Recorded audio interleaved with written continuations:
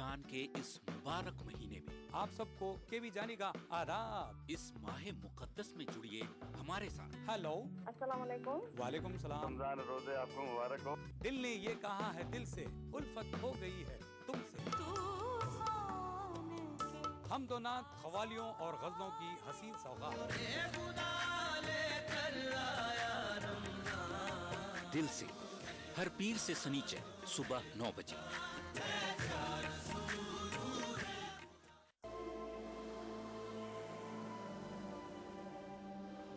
इंसान सदियों से जेवरात इस्तेमाल कर रहा है अपनी जीनत और शख्सियत के निखार के लिए। बतौर मुसलमान हम पत्थरों और कीमती धातों की अहमियत और अफादियत को मानते हैं। इन तमाम बातों को मद्देनजर रखते हुए कोरल ब्रांड्स लाया आपके लिए अनमोल और नायाब तर्ज का एक लॉकेट। खालिक कायनात के इसमें मुबारक वाला अमेरिकन डायमंड कट स्टोन से मुज़य्यन ये हसीन जाज़बे नजर 1 ग्राम माइक्रो गोल्ड प्लेटेड लॉकेट और चेन।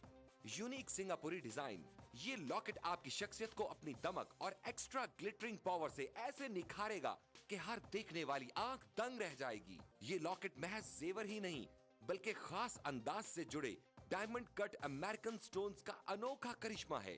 कोई आम सा आर्टिफिशियल सेट भी खरीदें तो भी 2 से 3 हजार तो खर्च हो ही जाएंगे, मगर इस 1 ग्राम माइक्रो गोल्ड प्लेटेड चेन और इसमें रब के लॉकेट का हदिया है महज 2499 रुपए। जी हाँ, अपनी खूबसूरती और कम कीमत की वजह से तेजी से मकबूल होने वाले इस लॉकेट और चेन का हदिया है सिर्फ और सिर्फ 2499 रुपए। मिलने मिलाने के लिए भारी भरकम जेवरात न सही मगर हल्की फुल्की ज्वेलरी तो लाजमी है। इस्लाम वैसे भी सिन्फे नाजुक के सजने संवरने को पसंद करता है और अगर अपना हार सिंगार अल्लाह के बाबरकत नाम से करें तो फिर तो सुभान अल्लाह। हर दिल को खींच लेने वाला, नजरों को लुभाने वाला, निगाहों में बस जाने वाला ये अनमोल लॉकेट स्क्रीन पर दिखाए जाने वाले किसी भी नंबर पर कॉल मिलाकर अभी ऑर्डर करें और घर बैठे इस रहमतों और बरकतों भरे लॉकेट को हासिल करें। इसकी मार्केट वैल्यू इससे कहीं ज्यादा है मगर रिश्ता अकीदत की वजह से इसका हदिया है सिर्फ और सिर्फ 2499 रुपए। फोन लाइन मसरूफ मिलने या कॉल वेटिंग की सूरत में अपना नाम और शहर का नाम लिखकर किसी भी दिए गए नंबर पर SMS कर दें। हमारा नुमाइंदा फौरन आपसे राब्ता करेगा। जरा सोचें, 2-2.5 हजार में आता क्या है? अगर हर कोई आपसे मुतासिर हो, तारीफ करे, पूछे कहाँ से लिया, कहे उफ कितना सज रहा है तुम पे, तो आपको कैसा लगेगा? इसे दफ्तर में, दुकान पर, घरों में, काम की जगह पर गर्ज कहीं भी पहना जा सकता है। ये वसीला सवाब भी है और बाइस रहमत, बरकत और फजीलत भी। अपने मुनासिब साइज की वजह से ये मर्द और खवातीन दोनों को बहुत जचता है। इन तमाम नगीनों की तादाद और तरतीब बहुत ही खास अंदाज में रखी गई है। इनके नायाब चुनाव में इनकी तासीर और अहमियत का बहुत ख्याल रखा गया है। Super emerging premium quality technology से 1 ग्राम गोल्ड प्लेटिंग के जरिए इस लॉकेट की बेहतरीन धात को महफूज कर दिया गया है जो सोने से भी बढ़कर शानदार और चमकदार है और इसमें जड़े white diamond cut American stones को उसी टेक्नोलॉजी पर तराशा गया है जिस पर दुनिया के अब तक के सबसे कीमती हीरो को तराशा गया है। इससे खारिज होने वाली रोशनी कई रंगों में तकसीम हो जाती है और चाहे रोशनी ज्यादा हो या कम, ये नायाब जरकून मुसलसल झिलमिलाते रहते हैं। इस लॉकेट और चेन की सतह इस कदर आला मयार की है कि पहनने में नर्म, मुलायम और बहुत कंफर्टेबल है। सच कहते हैं, सब कुछ फानी है, कुछ ना रहेगा, बस रहेगा तो नाम अल्लाह का। इसलिए कभी पुराना ना होने वाला ये लॉकेट नमी के असरात से पाक, मरी की शदीद सर्दी हो या सिप्पी की चिलचिलाती गर्मी, इस लॉकेट पर कोई असर नहीं पड़ेगा। इसकी शानदार माइक्रो गोल्ड प्लेटिंग की वजह से ये हमेशा पहले दिन की तरह चमकदार रहेगा। बारिश का पानी या पसीना भी इसकी दमक और सुनहरी रंगत का कुछ बिगाड़ नहीं सकते। सारा साल, हर मौसम और हर तरह के हालात में इसकी शानो शौकत पर आंच नहीं आ सकती। तुर्की के अजीम तरीन खत्तात इब्नुल हसन रोमी के शाहकार फनपारे से लिया गया अरबी का ये नायाब रस्मुल खत इसमें रब की अजमत और बड़ाई का शानदार नमूना है। इसे हूबहू ऐसा बनाना नफासत और आला कारीगरी की एक अनमोल मिसाल है, जबकि हदिया है सिर्फ और सिर्फ 2499 रुपए। मगर ठहरिए जनाब, यही नहीं, अगर आप आज ही की तारीख में और अभी कॉल मिलाकर ऑर्डर बुक करवाएंगे तो आपको एक और लॉकेट और चेन, जी हाँ, एक और लॉकेट और चेन का तोहफा मिलेगा आपको बिल्कुल फ्री। तो सोचना कैसा, आपकी अब तक की ज्वेलरी कलेक्शन में ये सबसे मुमताज और हसीन लगेगा और इसका हदिया है सिर्फ और सिर्फ 2499 रुपए। तो अभी कॉल मिलाएं और बंदगी के कारवां में शामिल हो जाएं। तो इंतजार कैसा, अपने टीवी की स्क्रीन पर नजर आने वाले किसी भी फोन नंबर पर अभी कॉल मिलाएं। फोन लाइन मसरूफ मिलने या कॉल वेटिंग की सूरत में अपना नाम और शहर का नाम लिखकर किसी भी दिए गए नंबर पर SMS कर दें। हमारा नुमाइंदा फौरन आपसे राब्ता करेगा।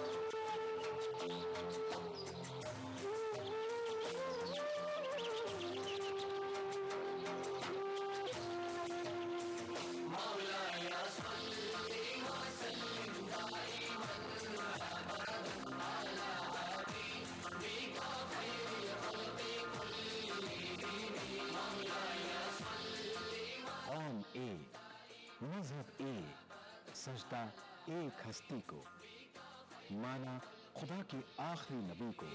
मुहम्मदुन सय्यिदुल कौनैनि व थक़लैन।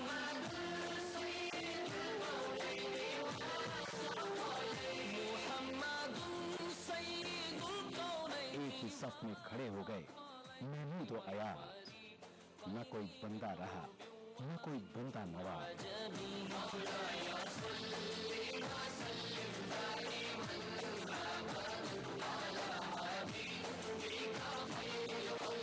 ये माह रमजान एक इनाम की सूरत हमें मिला है, जहां हम समझेंगे एक दूसरे के तकाजों को, जहां हम बांटेंगे खुशियां और रौनकें।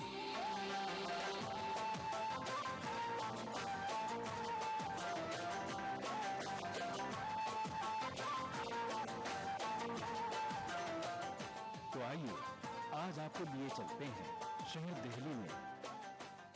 आदाब नाजरीन, मैं रियाज मलिक आप सभी का खैर मकदम करता हूँ हमारी खास पेशकश रमज़ान की रौनके में। और नाजरीन, आज हम मौजूद हैं एक मरतबा फिर शहर दिल्ली में।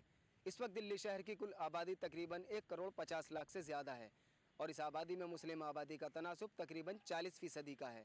तो आइए दोस्तों, करते हैं आगाज़ अपने आज के इस प्रोग्राम का और सबसे पहले डालते हैं शहर की तारीख पर एक नज़र।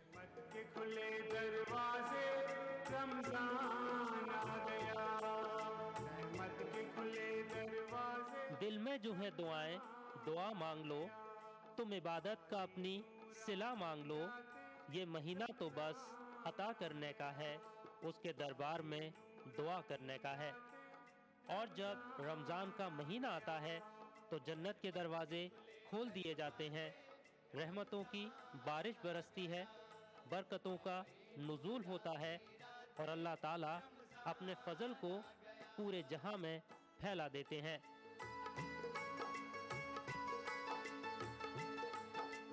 माह रमज़ान का चांद नजर आते ही शहर दिल्ली की फिजा मजीद नूरानी हो जाती है।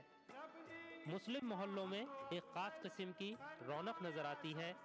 आप जिधर भी नजर डालिए आपको इबादत में मसरूफ बुजुर्ग, बच्चे और नौजवान नजर आएंगे। हर कोई ज्यादा से ज्यादा इबादत करके अपने रब को राजी कर लेना चाहता है।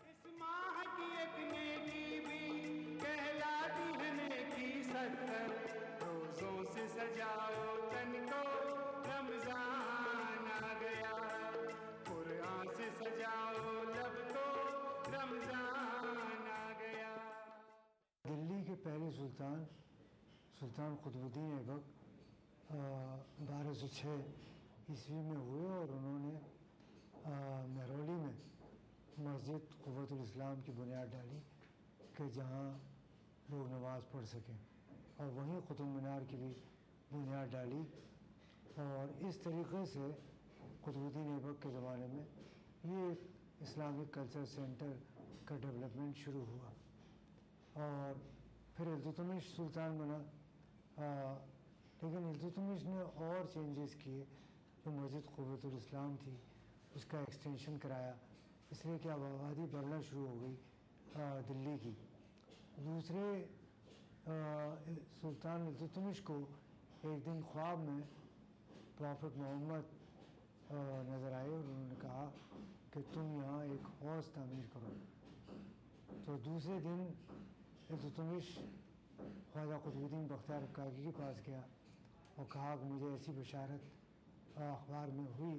तो इल्तुतमिश ने फिर उस जगह हौज़ की बुनियाद डाली और वहाँ आब ज़मज़म डाला और फिर दूसरा पानी जो था उस हौज़ में जमा हुआ।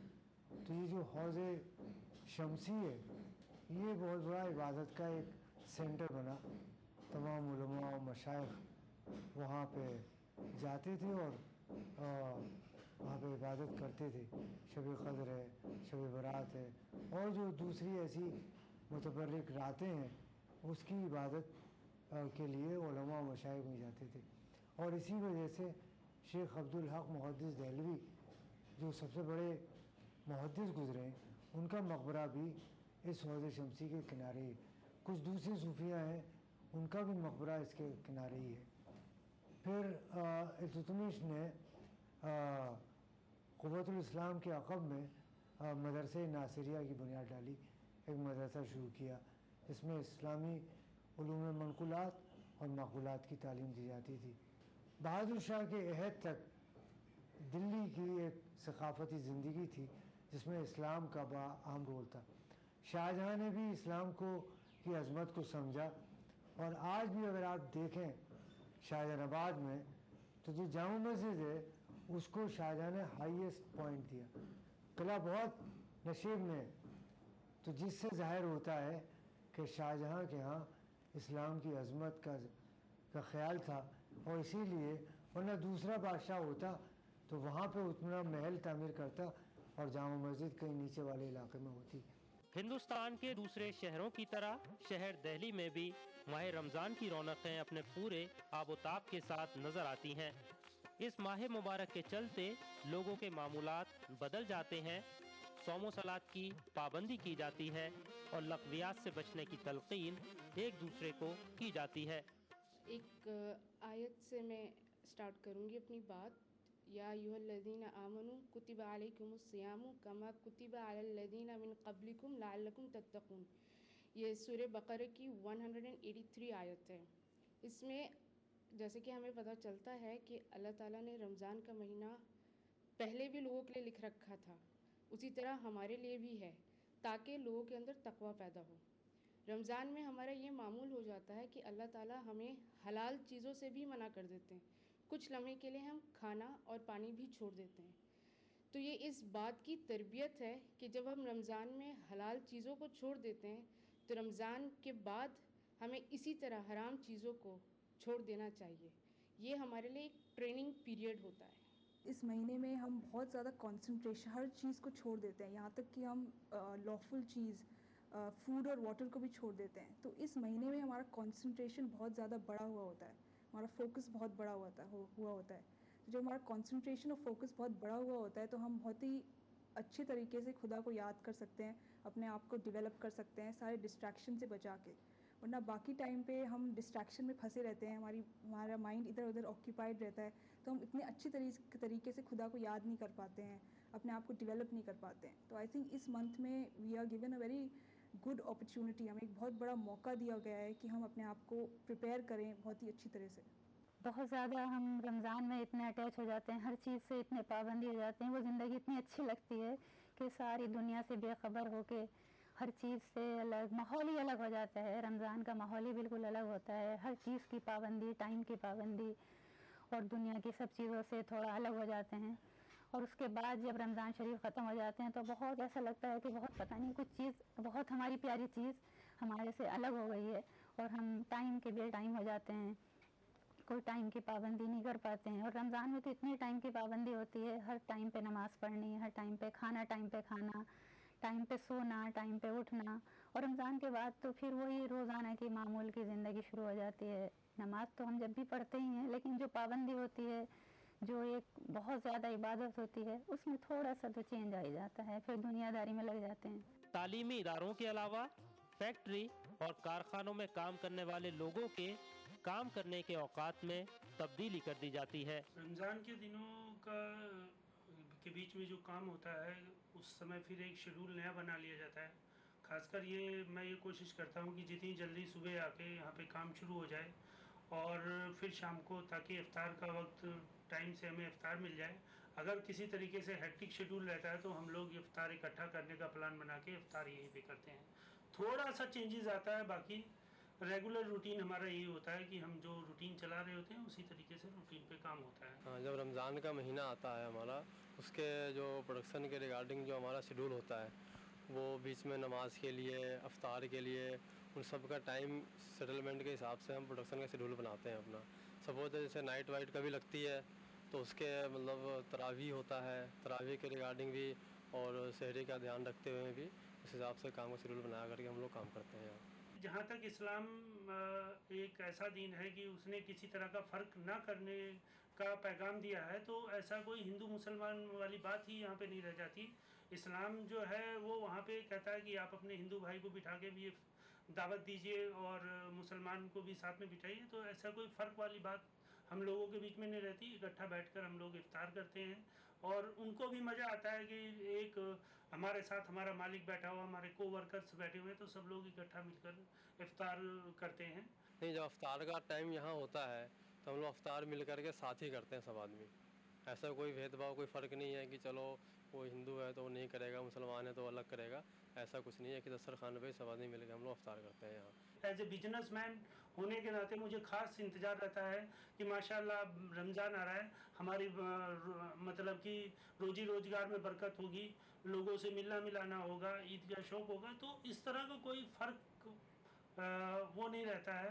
जहाँ पे ईद आती है तो ईद पे जैसे लोगों को बोनस मिलता है, तो एक बीइंग मुस्लिम होने के नाते जब ईद का वक्त आता है तो मैं इनको गिफ्ट्स वगैरह देता हूँ, जिसको जिस हिसाब से साहिब निसाब हूँ मैं उस हिसाब से उनको गिफ्ट्स वगैरह हम देते हैं। और उसी तरीके से उनको ये बताते हैं कि इस्लाम जो है किसी तरीके के भेदभाव नहीं करता। अगर एक मुसलमान वर्कर को गिफ्ट दिया जा रहा है तो हिंदू वर्कर को भी दिया जाता है, जिससे उसके अंदर ये हो कि हम लोग सब मिलकर इस त्यौहार को अच्छी तरह से मना सकें। मेरा नाम विनय कुमार है और हम यहाँ कई सालों से काम कर रहे हैं। हिंदू मुस्लिम सब मतलब कि मिलकर के काम करते हैं हम यहाँ, और हमारे जो मालिक हैं बहुत हमारे साथ अच्छा व्यवहार करते हैं। और दिवाली हो या ईद हो या रमज़ान हो, हमें गिफ्ट वगैरह भी दिया जाता है। हमारे साथ पूरा कोऑपरेट करते हैं हमारे मालिक। यहाँ पे जो रमज़ान होता है, चाहे दीपावली हो, कोई भी त्यौहार हो, सब मिलजुल के काम करते हैं, चाहे कोई भी स्टाफ हो। ठीक है, उसके बाद सर जो है सबके साथ हेल्प करते हैं। ठीक है, उसके बाद जो दीपावली हो, रमज़ान हो, चाहे ईद हो, किसी भी चीज़ में गिफ्ट मिलता है सबको सही तरीके से। रोज़ा एक ऐसी इबादत है जिसका ताल्लुक़ रोज़ादार की अपनी ज़ात से है। रोज़ा हर एतबार से एक ज़ाती अमल है। नाज़रीन, आप देख रहे हैं हमारी ख़ास पेशकश रमज़ान की रौनकें, और आज हम मौजूद हैं शहर दिल्ली में। आप कहीं जाइएगा नहीं, आते हैं एक छोटे से ब्रेक के बाद।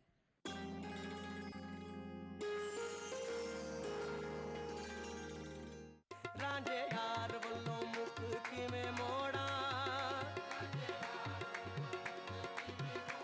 मैं खेड़ियां दे नैया वसना। दिलों में कैफ और रूह को सरशार कर देने वाली कव्वालियों का हसीन गुलदस्ता। मुझे यार से अब यही, मुझे यार से अब यही गुफ्तगू है। खबरम रसीद इमशब अल्लाह के निगार ख़ाही अल्लाह। प्रोग्राम महफिल समा हर पीर रात 8:30 बजे और मंगल का दिनरात रात 8 बजे सिर्फ ETV उर्दू पर।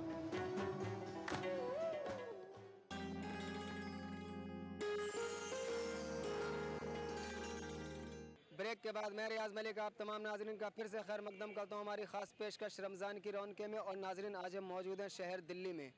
रमज़ान का महीना रुखसत होने को है, दिल्ली शहर में रमज़ान के महीने में जगह जगह इफ्तार पार्टियों का इनेकाद किया जाता है। ऐसी ही एक इफ्तार पार्टी में आज हम मौजूद हैं, जिसे journalist association for the people ने मुनाकिद किया है। तो आइए दोस्तों, बढ़ते हैं अपने प्रोग्राम के अगले हिस्से में। माह रमज़ान की आमद के साथ ही आलम इस्लाम में एक ईमानी और नूरानी बहार आ जाती है। तिलावत कलाम पाक, तरावी, सहर व इफ्तार का एहतमाम माह रमज़ान की अजमत व अहमियत का हर पल एहसास दिलाते हैं। देखिए, अल्लाह के रसूल की हदीस है कि रोज़ादारों को इफ्तार कराने का बहुत ज़्यादा सवाब है इस्लाम में। दरअसल एक एसोसिएशन है जैब करके, journalist association for people, Delhi की एसोसिएशन है, नेशनल एसोसिएशन है, जिसमें दिल्ली के अलग अलग जगहों से मुस्लिम, गैर मुस्लिम, हर मज़हब के लोग जुड़े हुए हैं। तो दरअसल मकसद ये होता है कि चूँकि कौमी एकजहती आज का एक बड़ा मुद्दा, एक बड़ा मसला है, तो हमारी एसोसिएशन का नाम ही है journalist association for people, journalist की एसोसिएशन लोगों के लिए। तो लोगों के बीच में एक कॉम्बिनेशन बनाने के लिए, कौमी एकजहती के लिए इस किस्म की हम लोग कोशिशें लगातार करते आए हैं। शुरुआत से ही पिछले कई सालों से काम कर रही है। तो आज के भी इफ्तार का ही मकसद है कि लोग आएँ, इकट्ठा हों। अगर किसी के बीच में गिले शिकवे भी होते हैं तो चूँकि एक पाक महीना चल रहा है, पाक जगह है, ऐसे मौके पर गिले शिकवे भी दूर होते हैं, आपस में बातचीत होती है, इफ्तार भी साथ हो और उसका ज़्यादा सवाब होता है। ये मकसद है आज। यूँ तो शहर दिल्ली में इफ्तार का एहतमाम घरों और मसाजिद में होता ही है। आजकल बड़े ही इखलास व खुलूस और पाकीज़ा जज्बे के साथ इफ्तार पार्टियों का एहतमाम मुख्तलिफ मज़ाहिब के मानने वालों की जानिब से भी किया जाता है। मैं आपसे जानना चाहूँगा, आज की जो आपने इफ्तार पार्टी रखी है उसके पीछे क्या मकसद है, कौन कौन लोग आए? देखिए, मकसद इसके पीछे सिर्फ एक होता है, जितना ज़्यादा इफ्तार करते हैं सवाब मिलता है, ज़्यादा लोग बुलाए जाते हैं, जितना ज़्यादा लोग आएंगे उतना ज़्यादा सवाब मिलेगा। मकसद उसके लिए सिर्फ इतना है कि ताकि ज़्यादा लोग बुलाकर ज़्यादा सवाब कमाया जाए। उसके अलावा दूसरा कोई मकसद नहीं होता। कि रमज़ान का महीना जितना ज़्यादा खर्च कराया, जितना ज़्यादा लोगों के साथ में लोगों की सेवा करी जाए, लोगों की मदद की जाए, हेल्प की जाए, उतना ही कर जाता है। और जहाँ तक लोग आने की बात है, तो आम आदमी हो, पॉलिटिकल हो, इसमें हर तबके के लोग आता है और हर तबके के लोगों को मैंने बुलाया, हर तरह के लोगों को मैंने बुलाया।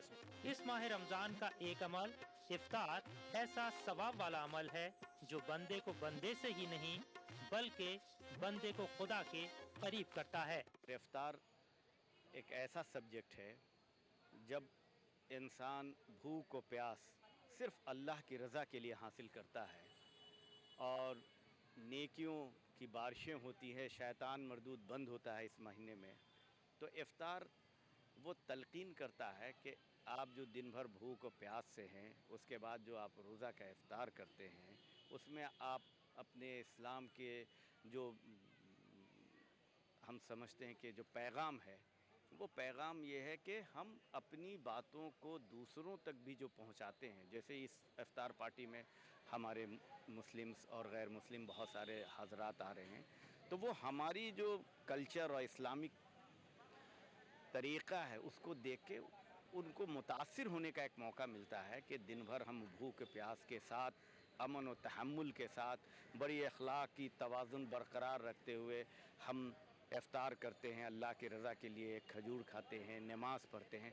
तो इससे उनके बीच में एक पैगाम इस्लाम का जाता है कि इस्लाम अमन पसंद कौम मज़हब है और मानने वाले अमन पसंद लोग हैं, जिनको हम तरह तरह के नज़रों से देखते हैं, लेकिन सच्चाई वो नहीं है। सच्चाई तो यही है जो इस्लाम का पैगाम है, मोहब्बत का है।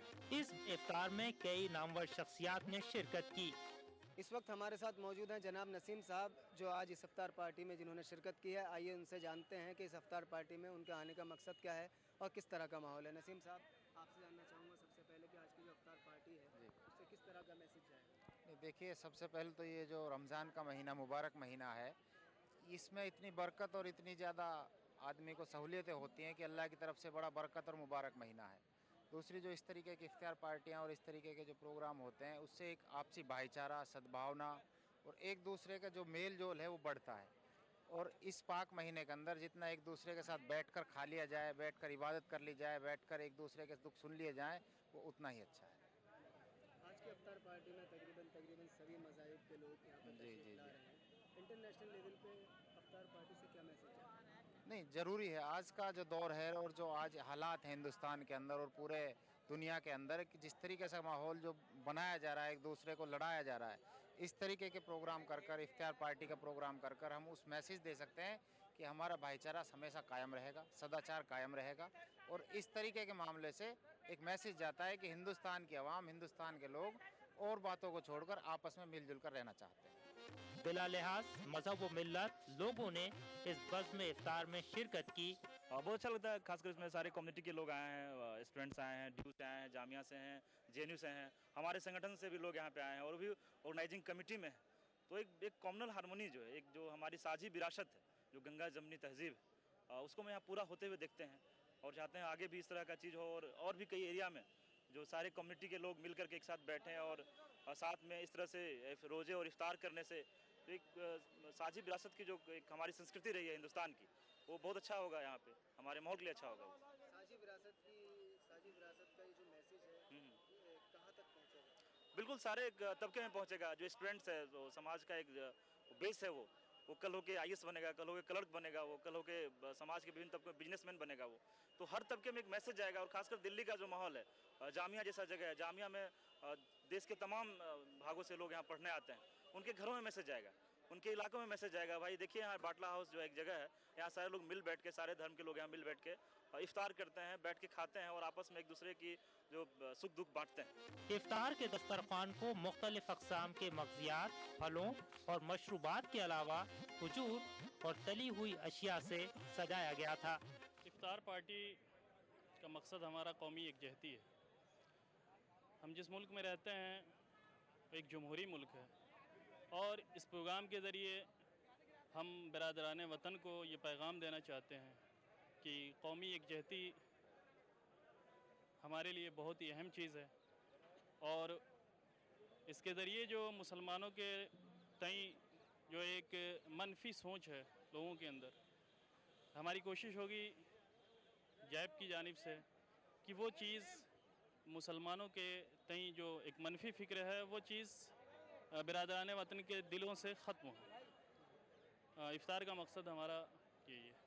जर्नलिस्ट एसोसिएशन की तरफ से इफ्तार पार्टी दी जा रही है, कितने लोग आज की इफ्तार पार्टी में शिरकत कर रहे हैं, कौन कौन ख़ास लोग हैं?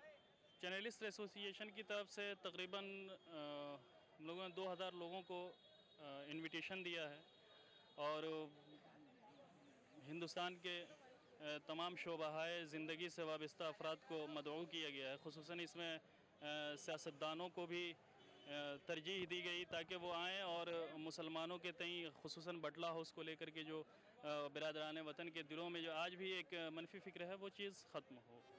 इफ्तार का ये मंजर जो भी आंखें देखती हैं नूरानी कैफियत से सरशार हो जाती हैं। इफ्तार का ये रूहानी मंजर ईमान ताज़ा करता है। ये मैं जानना चाहूँगा कि आज की इफ्तार पार्टी से किस तरह का मैसेज जाएगा? नहीं देखिए, मैसेज जो है, मैसेज तो सिर्फ एक होता है। देखिए सबसे बड़ा इसमें मैसेज एक होता है, हम सब एक हैं। उसमें चाहे हिंदू हो, मुस्लिम हो, सिख हो, ईसाई हो, उससे कोई मतलब नहीं पड़ता। मैसेज एक होना चाहिए, हम सब एक है। उस सभी धर्मों के लोगों को मैंने बुलाया, सब लोग बैठ के साथ में इफ्तार करेंगे, बहुत इंजॉय आएगा, बहुत मस्ती आती है, बहुत मज़ा आता है।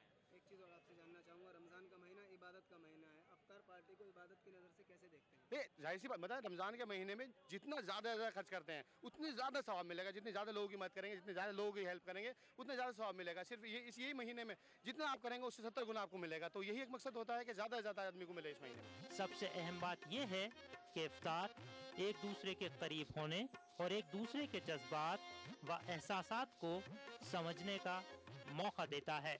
रमज़ान की बरकत, लोगों का जिस तरीके से नीयत है, जो लोग इकट्ठा हो रहे हैं, उन तमाम चीज़ों से, लोगों के दुआओं से हमें ऐसा लगता है कि आज की हमारी ये कोशिश ऐसी कामयाब होगी कि अल्लाह पाक लोगों के दिलों में जो दूरियां भी हैं अगर किसी के बीच में, तो वो दूरियां भी ख़त्म हों। रमज़ान की बरकत से वो लोग मालामाल हों, आपस में गिले शिकवे दूर हों और लोगों को सवाब मिले, उनकी सेहत, उनके रिज़्क, उनकी पढ़ाई, उनकी हर चीज़ में बरकत आए। और आप जो हमारी इस कोशिश को दुनिया के सामने ETV के ज़रिए दुनिया के सामने पहुंचा रहे हैं, ज़ाहिर तौर पर रियाज साहब एक बहुत बड़ी कोशिश है, अच्छी कोशिश है जो ETV हमेशा से करता रहा है। हम ETV के भी शुक्रगुजार हैं और चाहेंगे कि इस किस्म की आप लोगों की कोशिश पर भी अल्लाह पाक सवाब दे और आप लोगों की इस कोशिश के ज़रिए हमारी इस कोशिश को कामयाबी मिले।